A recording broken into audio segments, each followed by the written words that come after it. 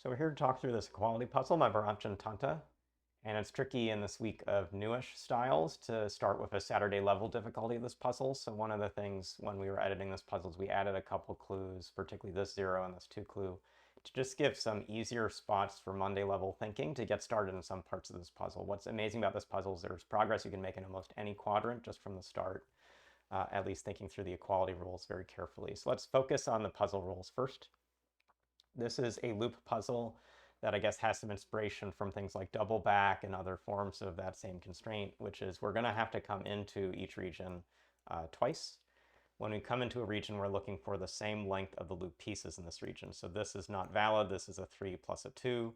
But if we made this adjustment, this is now a 3 with a 3. That is valid. And we don't have to use all the cells in a region. So this with a 2 plus 2 is valid, but it could also allow for 2 plus 2 plus 2. Again, now it has still more sections, but all of them of equal length when visiting a region. When we get a number, the number is talking about the number of missing cells in that space. And so we start with a count of 4 in a region like this 2 by 2 box. 2 of these won't be used, so we get 2 cells used by the loop, and those are used by 2 or more distinct sections of the loop, so they'll end up being used by single cells. So when you think about this, this is the Monday level starting point in the Saturday level puzzle that we added and just get people thinking about the style right. You need to find 2 cells you can enter and exit immediately from. And so this corner and this corner allow that. Along the border of the grid, you can't do that. And so if instead, like you said, well, maybe I don't use this cell, now the loop has to come this way, and you're going to end up with an unequal set of things. You're not going to get 2 cells unused. You're going to have just one path. Like, you have lots of ways this breaks. And so at least to get people into this style, thinking about this box is one of the places solvers can get started. After you get that kind of general thinking, one of the things you'll now apply across a grid is to say, as I think about these regions, what's the minimum or maximum size that I can use to fill them? And sometimes it helps to take a single cell approach when you think through things. So let me highlight a given cell. I'm going to go to a corner which has no numbers, so you might think this is one of the harder corners to start in. It's actually a place you can make progress right away. This blue cell has a minimum path to get into it and then out from the region from it of 4. It can actually be as high as 5, it can be 6, these are all paths forward. Again, this is just for any loop path, but this group of 4 or this group of 4 are the 2 fastest ways to get to this cell, and there's no path that's shorter than that. Like, when you corner through this, this is 3 cells, we're nowhere near an edge. You can see you have to take at least one more to get out. And so if this region, which is 6 cells large, has to have a 3 plus 3 at maximum, this blue cell can never be used by the loop because it's requiring too large a loop section to have equality in that region. That now is making this a 5-cell region, so now this can't be 3 plus 3. This could be 2 and 2, or this could be 1 and 1, and more like that. But you'll see quickly, as we were describing over here, this has just one cell that's not near the border of the grid that has a single path in and out. So the 1 plus 1 concept quickly fails. This is a 2 plus 2 in how it works out. And we can then come back to a cell like the one just above the corner cell. This cell can't be part of a 2-loop section anyway. This has a minimum of 3 going through a path like this. So looking into this corner, we can see that these 2 cells aren't usable. This is one path of 2. This is the other path of 2. These have to immediately escape. This has to come up, and this has 2 options for it. So this is a way to get started in that part of the grid.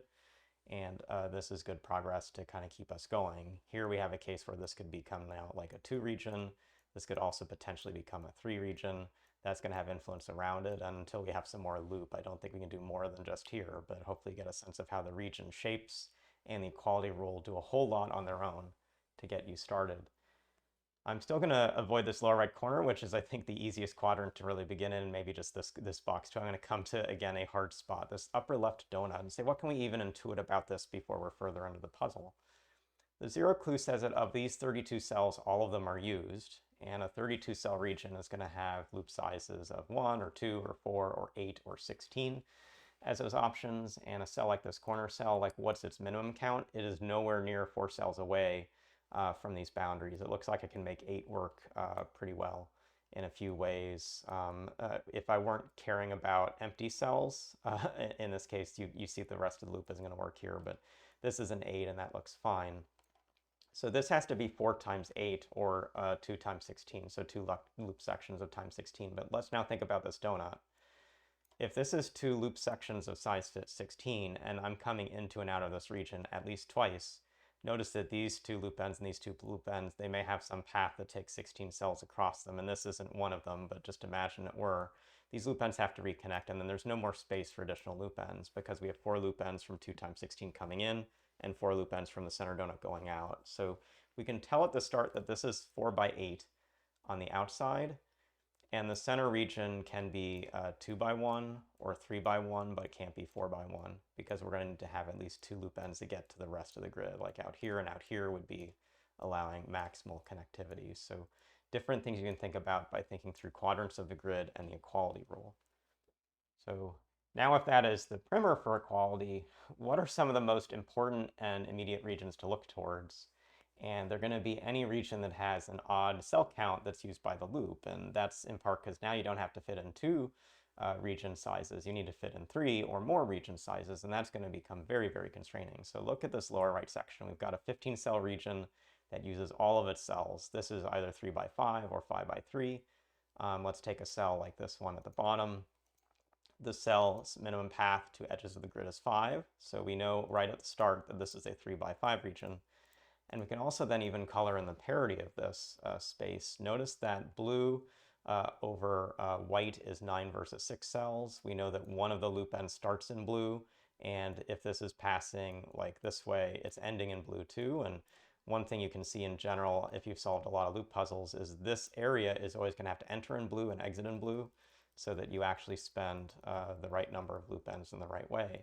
And so where we know these ends for sure, a cell like this has to get out from the grid. If this is 3 by 5, a turn like this and like this and like this is very bad. We end up being longer than 3 by 5. So this has to come this way. This has to come this way. These can join. That works out. But if they don't join, this comes over this way and fast. And if this does join this way, this comes over this way and still fast. So like one thing I can do at this stage of the puzzle is actually know that I have to take these 2 cells together, because again, we need to take efficient paths, including through these white cells. And we talked about this 3 by 5. We have a cell region that counts up to 21, which is 3 by 7. And let me use a different color for it, and it's checkerboard coloring. But here again, I'm going to be coloring what looks to be 12 cells and 9 cells. So each path is going to enter on a red and exit on a red, so that overall we're going to have the right count. That's certainly if we're 3 by 7, not 7 by 3, and look at a cell like this or any others. This is more than 3 cells away from the grid. So this region has 3 times 7 cell long paths. It's touching to a region that has 3 times 5 cell long paths. It's going to be a lot we can do with that info. So imagine this cell starting to come up. Let's say we cornered in 1, 2, 3, 4. We're now 6 cells in this loop. We're not 1 away from the edge. This never works. So there's actually a gap here. These can't immediately join. So this comes this way, this comes this way. These still aren't long enough to be a 7-cell path, so this has to come up. Things of this sort get you started, and where we have put in the cedar clue up top, we can actually already know we corner here. So these cells could immediately come together, but something else is also possible there. We know we need to have a path coming out from here, and that's another good place to start. We know we're not exiting along these edges in white because of what we were saying about blue and red cells being the starts and ends of these things. And it may now be time, because we'll want to work through this region.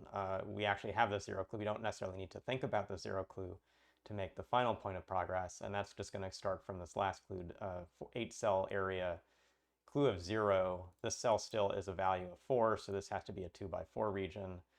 This corner always has to look like this. And if we didn't have this clue group below, we could get this progress in this space. But since we do have the clue group below, we actually know this shape for this space.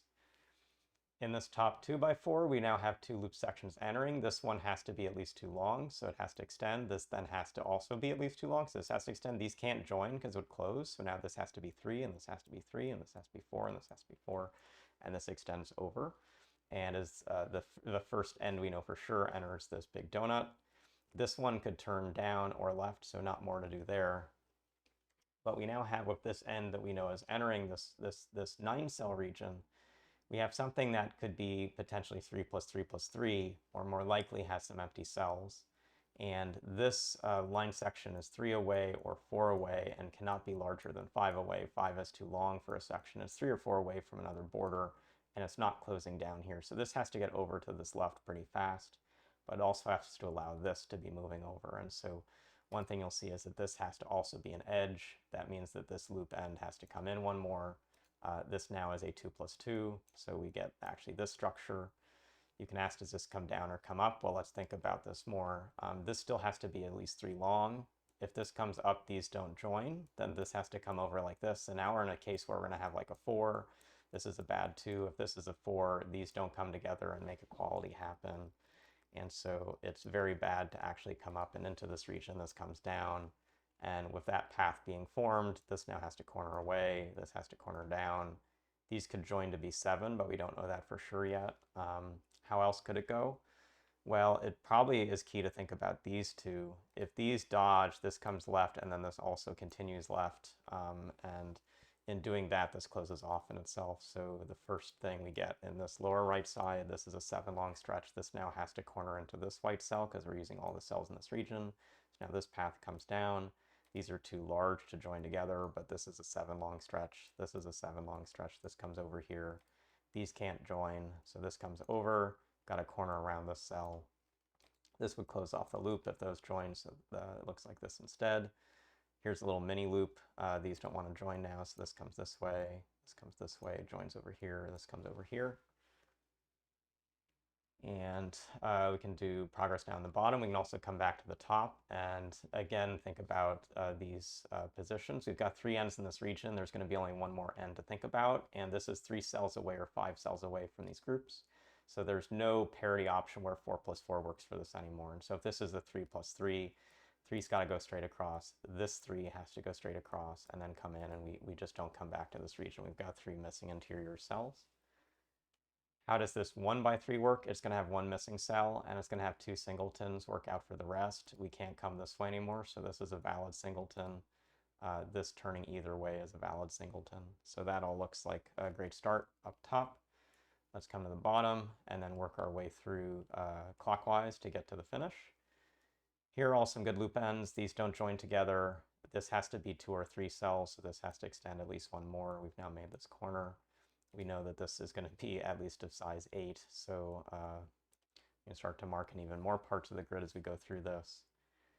This is interesting because it can't come up if it doesn't join to this. Otherwise, it would be a 3 and be too large, so this always comes left. In coming left, we now can actually make a 3-cell orientation work for this whole region. The way a 3-cell would work is something like this in the stage, but this is already coming in at the wrong spot for that. So this cell is unusable. This comes across. This cell then also is unusable.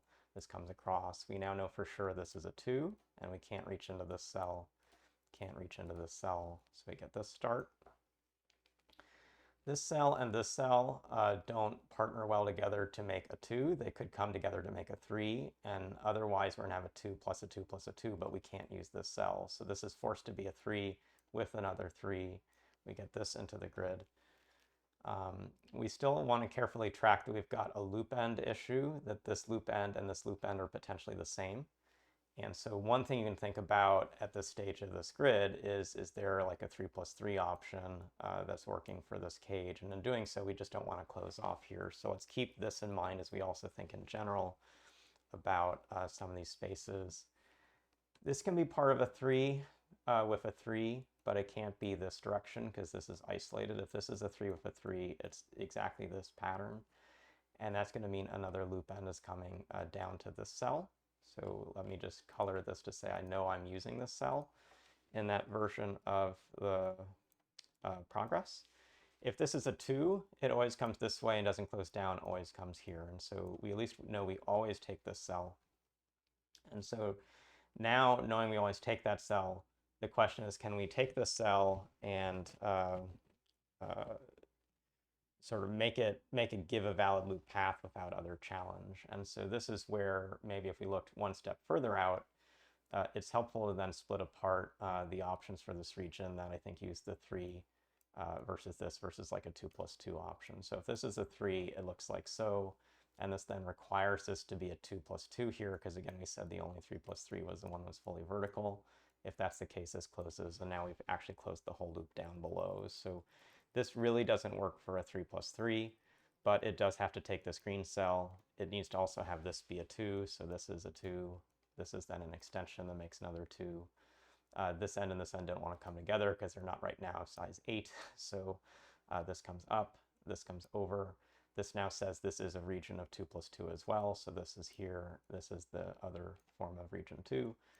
These now complete the lower left quadrant. This has to come in. This has to come into corner.